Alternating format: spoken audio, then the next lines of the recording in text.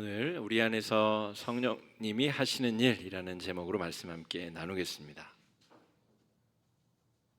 주보에 그 성경 본문과 옆쪽에 있는 그림 자료 함께 활용하시면서 참여해 주시면 좋겠습니다.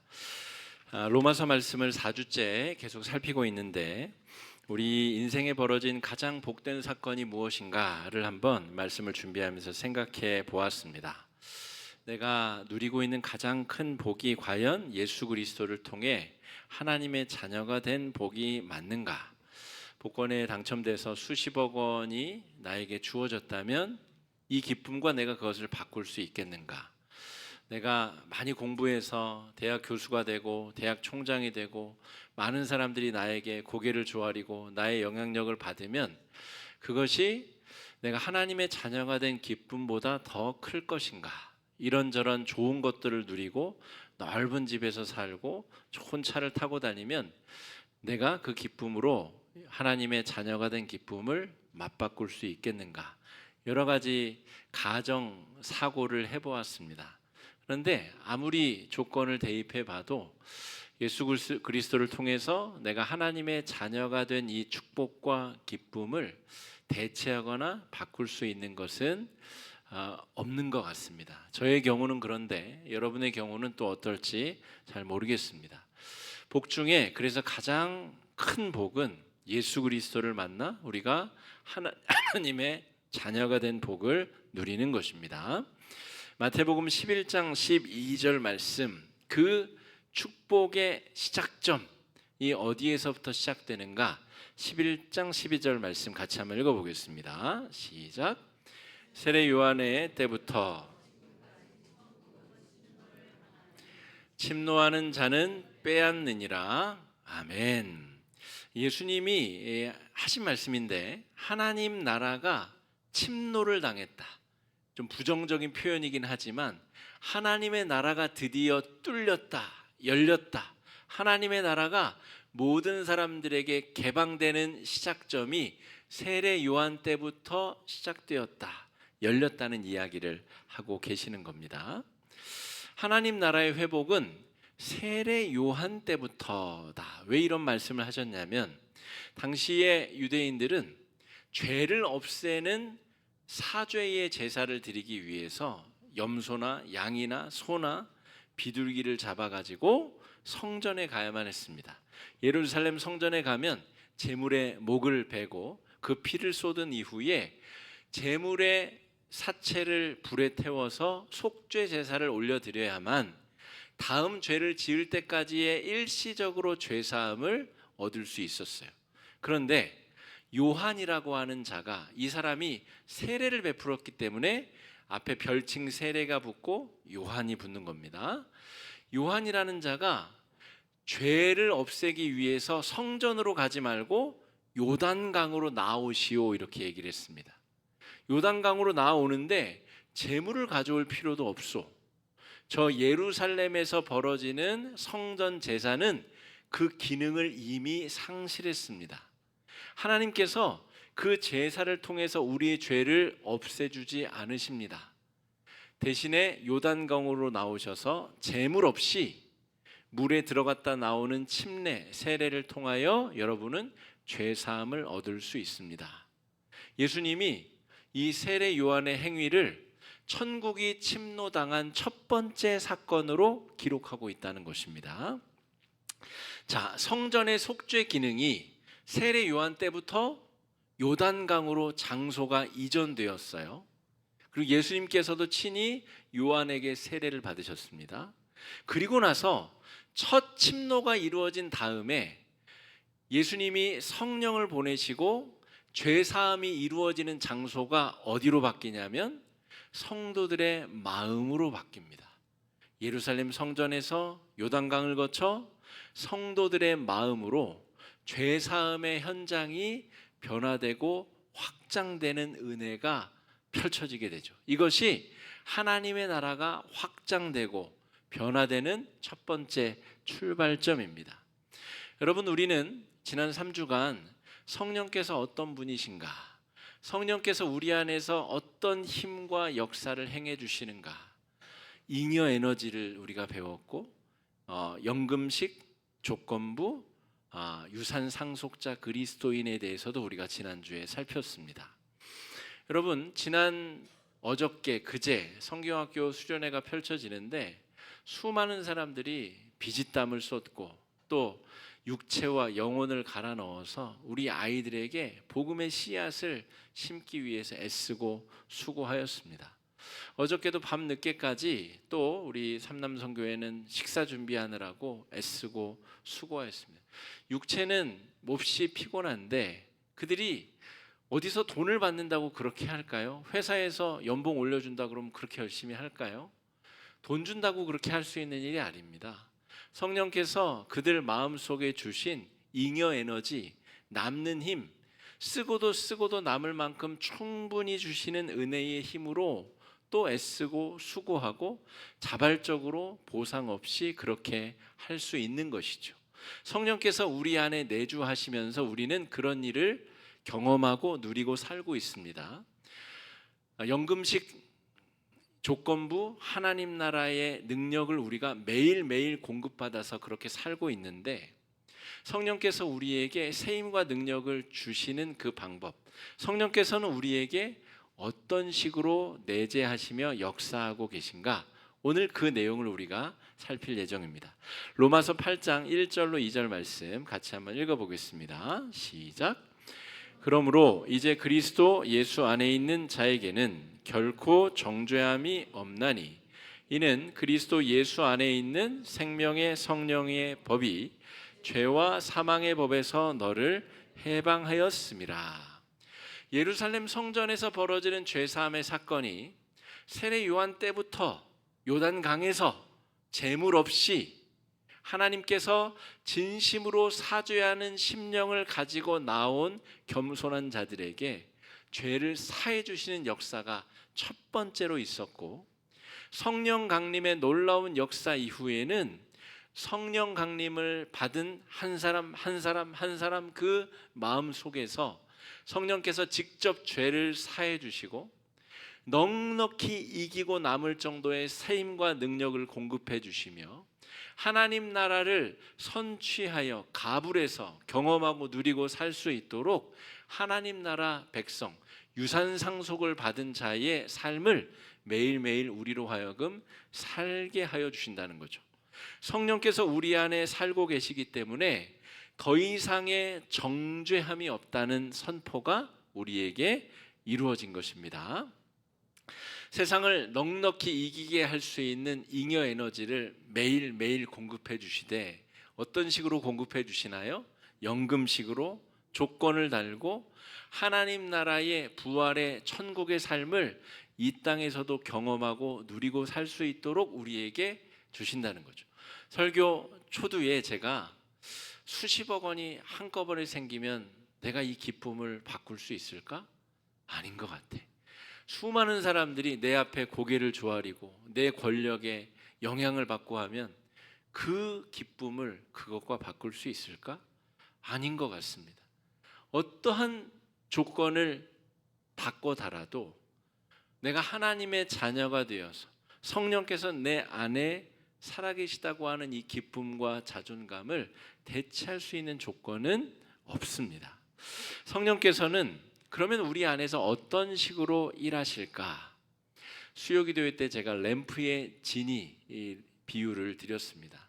많은 성도들이 기도하면서 마치 하나님께 뭐 맡겨둔 거 찾는 것처럼 하나님 앞에 이것저것 해달라고 램프의 지니에게 소원을 요청하는 식의 기도를 드리는 경우가 많습니다. 그분이 우리에게 뭘 빚졌나요? 그분은 우리에게 자신의 생명과 무한한 자신의 사랑을 우리에게 주셨을 뿐인데 우리는 너무도 당당하게 하나님 앞에 이거 해달라 저거 해달라 해주고 나면 감사와 고백은 사라지고 응당 그것이 당연하게 여기며 우리가 그렇게 요구만 하고 있는 것은 아닌가? 혹은 성령께서 우리 안에 살고 계신데 나를 조종해서 자기 뜻대로 나를 이용해 먹으려고 내 안에 내주하시는 것은 아닌가? 이렇게 착각하는 성도님들도 더러 있습니다. 우리 다른 어떤 목사님들의 간증 속에 그런 이야기 들어보신 적 있으셨죠? 나는 목사가 절대 되기 싫었는데 하나님이 때려가지고 나를 목사 되게 만드셨다. 그런 식의 비유를 너무나 자연스럽게 우리가 받아들이는 경우가 있는데, 하나님은 그런 분이 아니십니다. 하나님은 뭐가 아쉬워서 막 팔을 비틀어서 협박해서 죽을 병에 걸리도록 밀어넣어서 그 사람을 자기 뜻대로 조종하신다는 말입니까? 그분이 뭐가 부족해서? 그분이 힘이 없어서? 돈이 없어서? 그분이 능력이 없어서?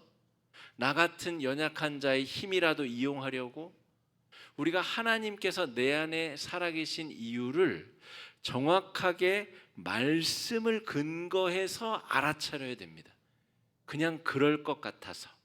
우리 한국 사람들의 이 귀신 사상에는 귀신이 자기 뜻대로 인간을 조종하려고 하는 그런 의도가 있죠. 그래서 신병에 걸려서 저 어디 산에 가가지고 내림굿을 해가지고 귀신이 자신을 더 이상 괴롭히지 못하도록 신내림을 받는 귀신 들림 이야기들 우리는 너무나 익숙하게 많이 들어 알고 있습니다. 그래서 하나님도 우리에게 그런 분이 아니신가라고 말씀에 근거하지 아니한 착각, 선입견으로 하나님을 인식하는 경우가 너무 많다는 것이죠. 근데 하나님은 그러신 분이 아닙니다. 오늘 말씀의 근거에 보면 성령께서는 우리에게 어떤 식으로 일하시는가, 우리를 통해서 어떻게 하나님 나라를 이루어 가시는가, 우리가 한번 같이 살펴보겠습니다. 26절입니다. 시작. 이와 같이 성령께서도 우리의 약함을 도와주십니다. 우리는 어떻게 기도해야 할지도 알지 못하지만 말할 수 없는 탄식으로 우리를 대신하여 간구하여 주십니다. 그냥 자기가 생각하고 싶은 대로 상상해서 말하지 말고 성경에 성령께서 어떻게 일하시는지 분명하게 기록된 말씀을 토대로 내 안에서 일하고 계신 성령님을 만나보자는 거죠. 성령께서는 우리의 약함을 도와주시는 전능하신 하나님이신데, 그분이 하시는 일은 탄식하며 우리를 위해서 기도하신다는 것이죠. 자, 이 26절의 내용을 읽으시면서 아무 의문이 안 드십니까? 왜 하나님이 전능하신 다음에 누구에게 기도를 하지? 본인이 그냥 해결해 주면 될 일이 아닌가? 우리가 성령께 요청하는 내용을 자기가 뚝딱 들어주면 될 일이 아닌가? 그런데 왜 탄식하며 기도를 하지? 그러면 성령 하나님이 기도하는 대상은 누구지? 이런 의문이 여러분 들지 않으십니까? 성령 하나님은 왜 문제를 직접 해결해 주시는 대신에 탄식하며 간구하시는 것일까? 그분은 대체 그러면 누구에게 간구하며 누구에게 기도를 하신다는 말일까?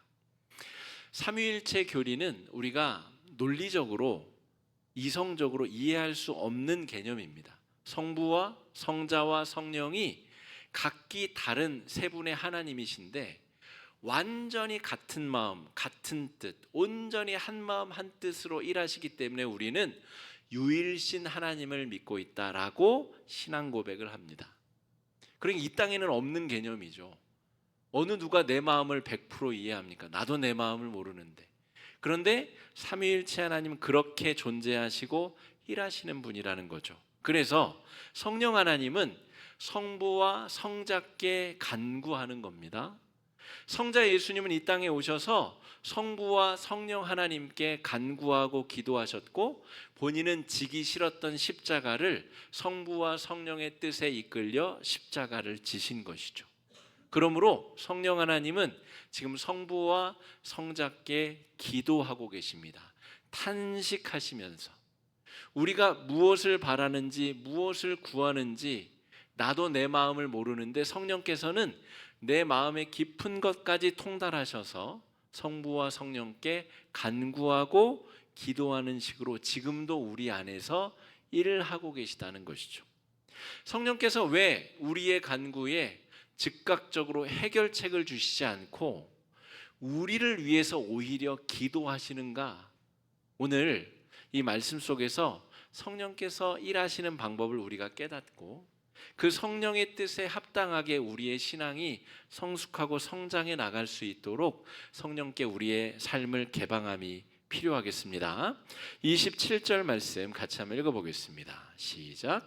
사람의 마음을 꿰뚫어 보시는 하나님께서는 성령의 생각이 어떠한지를 아십니다.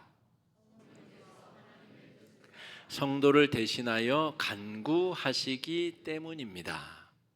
여기서 하나님이 사람의 마음을 꿰뚫어 보신다 할 때 그것은 성부와 성자를 의미하죠. 성자께서는 승천하셔서 성부 하나님 우편에 앉아 계시다라고 우리는 성경 기록을 통해 알고 있습니다. 성부와 성자께서 성령과 똑같은 마음을 품고 우리를 위해서 간구하고 있다는 것이죠. 내가 구하고 바라는 것이 나를 위해 최선이 아니기 때문에 정말 나를 위해 최선이 무엇인지를 내가 깨닫도록, 내가 더 바른 신앙인으로 더 아름다운 영성을 형성할 수 있도록 성령께서 날 위해 간구하고 계시다는 겁니다. 성경학교를 하는데 우리 간사님들과 아이들 사이에 실랑이가 벌어졌어요. 어떤 실랑이가 벌어졌을까요? 저 성경 공부하고 싶어요. 성경 공부 시켜주세요. 그런 실랑이가 아니라 핸드폰 안 뺏기는 실랑이. 간사님들은 거들려고 하고 이분들은 안 뺏기려고 온갖 방법을 동원하는 실랑이가 벌어졌습니다. 그러면 아이들이 원하는 대로 간사님들이 다 들어주고 게임을 더 숨어서 잘할 수 있도록 부모 눈을 피해서 교회에서 숨어서 게임하도록 배려하는 게 간사님들이 해야 될 일인가요? 성령께서 우리를 위해서 간구하신다고 하는 이 표현을 우리가 그렇게 한번 대입해서 생각해 보면 좋을 것 같습니다. 내가 무언가를 위해서 기도하는데 그게 정말 나를 위해 최선인지를 나도 모르고 그것이 초래할 결과가 정말 나에게 득이 되는지 내가 잘 모르는 상황에서 성령께서 날 위해 탄식하며 간구하신다는 것이죠. 그리고 그 성령의 마음은 성부와 성자의 마음과 똑같이 한 마음이라는 겁니다. 성부와 성자와 성령 하나님께서 내 안에 내주하시며 나에게 나를 위한 최선의 길을 내가 깨닫고 그것을 실천하고 영적 성숙을 이룰 수 있도록 간구하고 기도하신다는 말입니다. 하나님은 문제를 해결해 주심보다 문제를 해결할 기회와 용기를 주시는 쪽으로 일하십니다. 이건 창조 때부터 그랬습니다. 에덴 동산에 선악과가 있었죠. 선악과를 에덴 동산 저 끝자락에 짓고 그게 어떤 나무인지를 알려주지 않으면 아담과 하와가 죄짓기가 정말 어려웠겠죠. 그 선악과를 찾아가지고 그것을 먹기가 얼마나 어렵겠어요. 무슨 나무인지도 모르는데. 그런데 하나님께서는 동산 중앙에 생명나무와 선악을 알게 하는 나무를 지으시고 요거 먹으면 안 된다라고 꼭 집어서 말씀해 주시죠. 하나님의 뜻대로 살아갈 수 있는 기회와 용기를 주신 것이지 선악과 주변에 무슨 울타리를 쳐두고 3만 볼트 전기가 통하도록 해두신 게 아니라는 것입니다. 영적으로 성숙하고 하나님의 뜻을 알아갈 기회를 주시고 그대로 자발적으로 우리가 성실하게 응답하기를 바라시는 것이 하나님의 뜻이라는 것이죠.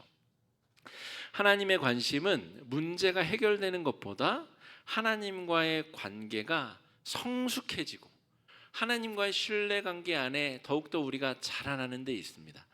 우리 2007년도 개봉한 영화 중에 제가 지난주에는 2006년작 타짜를 언급했는데 2007년도에 에반 올마이티라고 하는 영화가 개봉했습니다. 브루스 올마이티는 그게 2003년작이고 그 후속작인데 어떤 사람이 하나님의 전능성을 우연히 갖게 됐다는 내용이에요. 그런 영화화된 내용인데 그 중에 이제 흑인 노인이 하나님의 역할을 하고 어떤 인간에게 자기가 일하는 방식을 설명하는 대목이 있습니다. 모건 프리먼이 하나님 역할로 등장하는데 이런 대목이 등장합니다. 누가 인내를 달라고 기도하면 신은 그 사람에게 인내심을 줄까요? 아니면 인내를 발휘할 수 있는 기회를 주시려 할까요? 질문에 이미 답이 있죠. 그러니까 신은 인내를 달라고 하면 인내심을 쏙 하고 주는 게 아니라 그 사람이 인내심을 발휘할 수 있는 기회와 여건과 상황을 조성해 주신다는 겁니다. 하나님 그렇게 일하신다는 거죠. 아니면 용기를 달라고 하면 용기를 주실까요? 아니면 용기를 발휘할 수 있는 기회를 주실까요? 만일 누군가 가족이 좀 더 가까워지게 해달라고 기도하면 그 영화상 이 아내와 남편이 에반 올마이티, 그러니까 에반 전능성을 가진 남자고 그 부인이 그 때문에 갈등이 벌어진 거예요. 그래서 이 모건 프리먼이 그 아내에게 가족하고 가까워지고 싶지요? 그렇게 하면 하나님이 뿅 하고 묘한 감정이 느껴지도록 그렇게 만들어 주실까요? 아니면 서로 사랑할 수 있는 기회를 마련해 주실까요? 정답이 이미 질문 안에 들어있죠. 하나님께서는 그렇게 일하신다는 겁니다. 이 로마서 8장에 바울이 우리에게 들려주고 있는 이야기와 똑같은 내용이죠. 성령께서 우리를 위해서 간구하시는데 우리에게 문제를 해결함보다 문제가 해결될 수 있도록 우리에게 하나님과의 깊은 신뢰와 믿음의 관계가 성숙할 수 있도록 기회도 주시고 능력도 주시고 그럴 힘과 능력을 우리에게 주신다는 겁니다.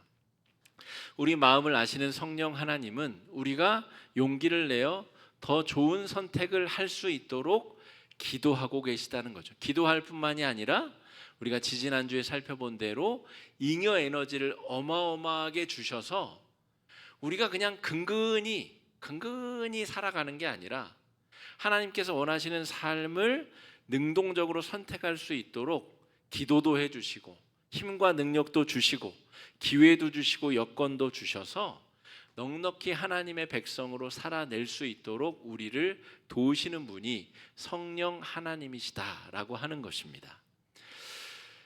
너의 안에도 계시고 나의 안에도 계신 성령 하나님, 오늘 우리가 오후 예배 때도 사도행전 6장에 7 집사가 세워지는 과정을 살필 예정입니다. 7 집사가 세워지기 직전에 여러분 무슨 일이 있었는지 아세요?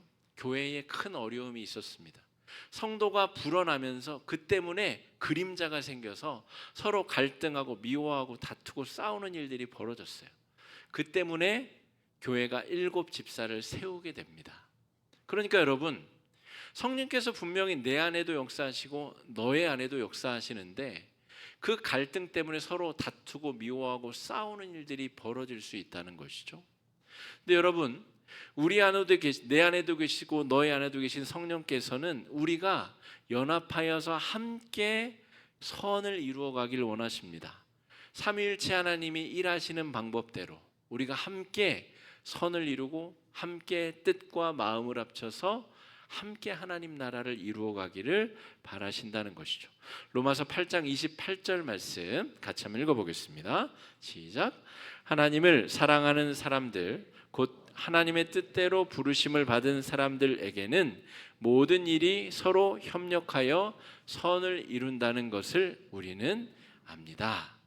엘틴 청소년부가 정하신 뜻 교회라는 곳으로 수련회를 갔다 왔는데 제가 어저께 잠깐 갔다 왔거든요. 근데 그 목사님을 잠깐 만나 뵙고 인사드렸는데 너무너무 인상도 좋으시고 게다가 이 친구들을 언제 봤다고 그 교회를 몽땅 다 내준 겁니다. 본당부터 주방부터 그냥 아이들이 거기를 어떻게 할 줄 알고 그냥 온 교회 자신의 생활 터전을 그냥 다 개방하고 여은 겁니다. 나라면 저렇게 할 수 있을까?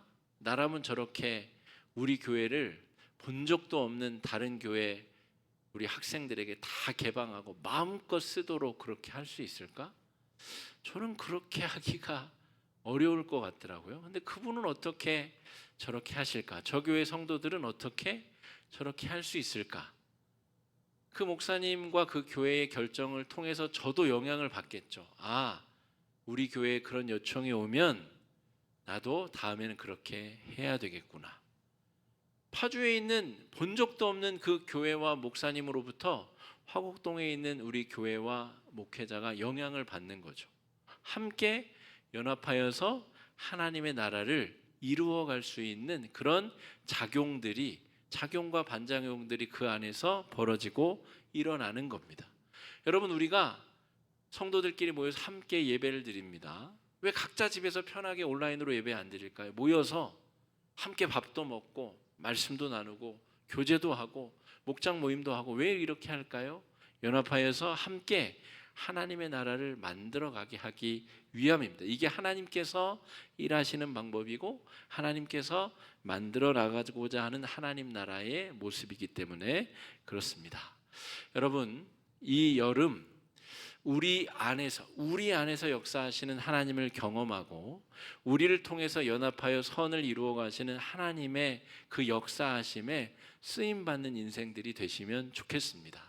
하나님께서 우리를 통해서 함께 만들어 가시는 그 선한 귀한 역사에 동참하실 수 있기를 바랍니다.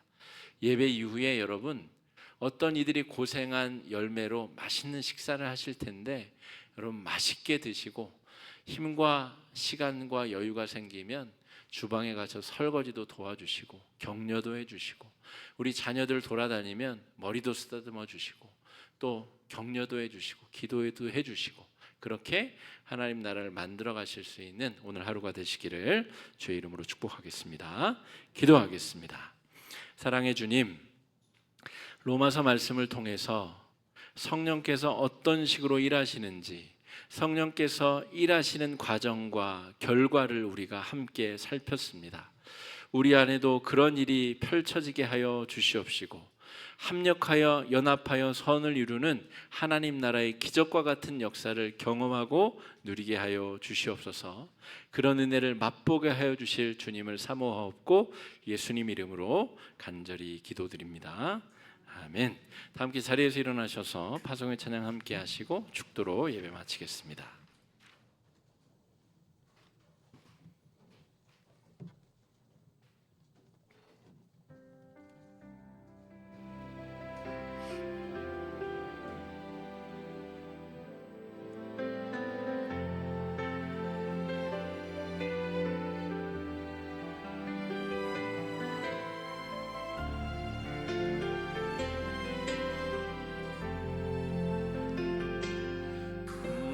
중에도 믿음 잃지 않고 언제나 주님의 나와 함께 하심이 내게 얼마나 큰 위로가 되는지 그 사실 하나로 나 견뎌내리라.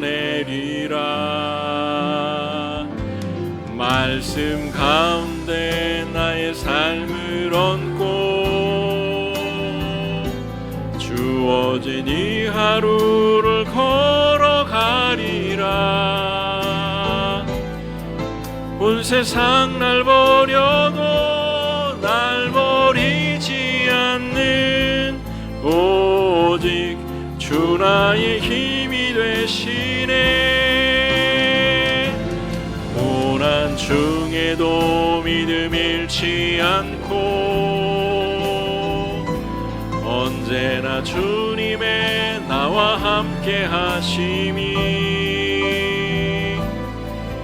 내게 얼마나 큰 기쁨이 되는지 그 사실 하나로 나 견뎌내리라. 말씀 가운데 나의 삶을 얹고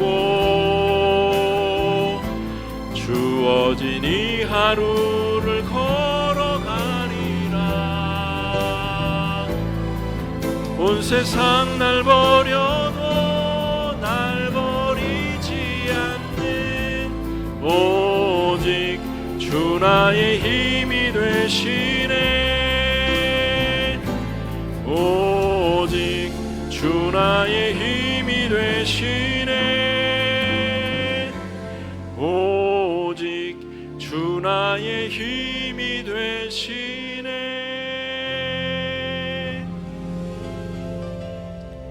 주님이 그대 앞에 계셔서 그대에게 바른 길 보이시기 바랍니다.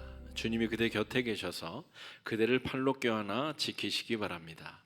주님이 그대 뒤에 계셔서 못된 사람들의 나쁜 계획에서 그대를 보존하시기 바랍니다. 주님이 그대 아래에 계셔서 그대가 떨어지면 받아주시고 그대를 덫에서 끄집어내시기 바랍니다. 주님이 그대 안에 계셔서 그대가 슬퍼할 때에 그대를 위로하시기 바랍니다. 주님이 그대 둘레에 계셔서 남들이 그대를 덮칠 때 막아주시기 바랍니다. 주님이 그대 위에 계셔서 그대에게 복 주시기를 바랍니다. 이처럼 그대에게 은혜로우신 하나님이 복 주시기를 바랍니다.